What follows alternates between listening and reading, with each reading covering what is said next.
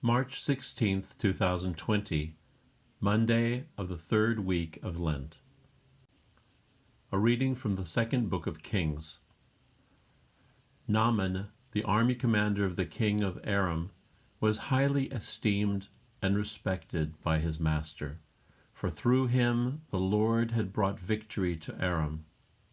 But valiant as he was, the man was a leper.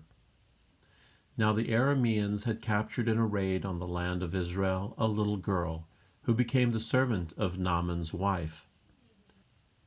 "If only my master would present himself to the prophet in Samaria," she said to her mistress, "he would cure him of his leprosy."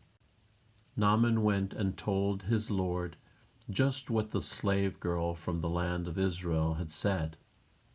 "Go," said the king of Aram, "I will send along a letter to the king of Israel."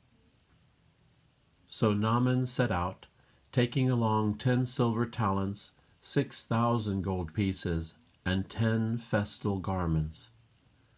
To the king of Israel he brought the letter, which read, "With this letter I am sending my servant Naaman to you, that you may cure him of his leprosy."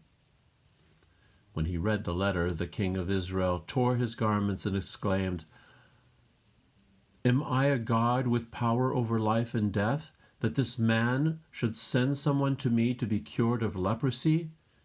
Take note, you can see he is only looking for a quarrel with me." When Elisha, the man of God, heard that the king of Israel had torn his garments, he sent word to the king, "Why have you torn your garments? Let him come to me and find out that there is a prophet in Israel." Naaman came with his horses and chariots and stopped at the door of Elisha's house. The prophet sent him the message, "Go and wash 7 times in the Jordan, and your flesh will heal, and you will be clean."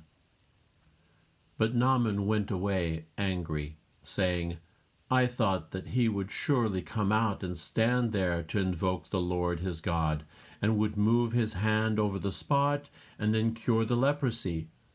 Are not the rivers of Damascus, the Abana, and the Pharpar better than all the waters of Israel?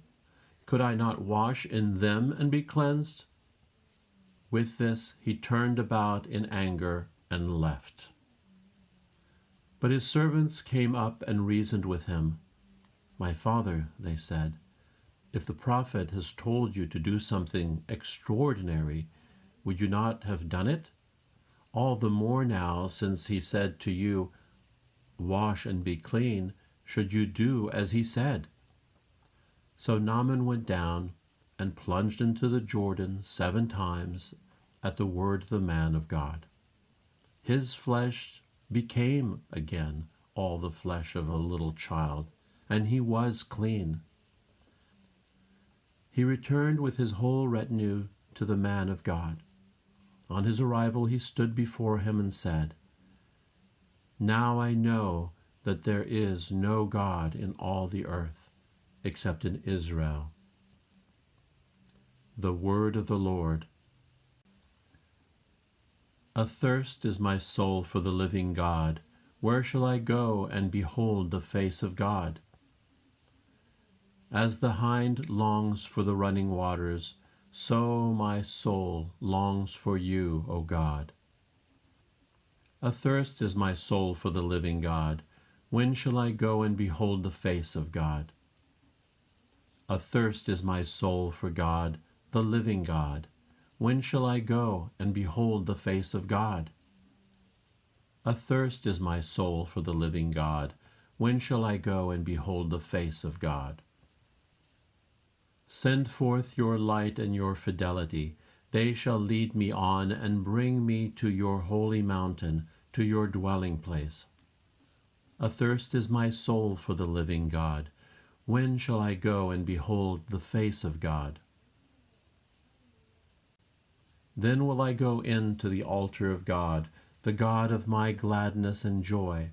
Then will I give you thanks upon the harp, O God, my God. Athirst is my soul for the living God. when shall I go and behold the face of God? Verse before the Gospel. I hope in the Lord, I trust in his word. With him there is kindness and plenteous redemption. The Gospel according to Luke. Jesus said to the people in the synagogue at Nazareth, Amen, I say to you, no prophet is accepted in his own native place. Indeed, I tell you, there were many widows in Israel in the days of Elijah, when the sky was closed for 3.5 years, and a severe famine spread over the entire land. It was to none of these that Elijah was sent, but only to a widow in Zarephath, in the land of Sidon. Again, there were many lepers in Israel during the time of Elisha the prophet, yet not one of them was cleansed, but only Naaman the Syrian. When the people in the synagogue heard this, they were all filled with fury. They rose up and drove him out of the town, and led him to the brow of the hill on which their town had been built, to hurl him down headlong. But he passed through the midst of them and went away. The Gospel of the Lord.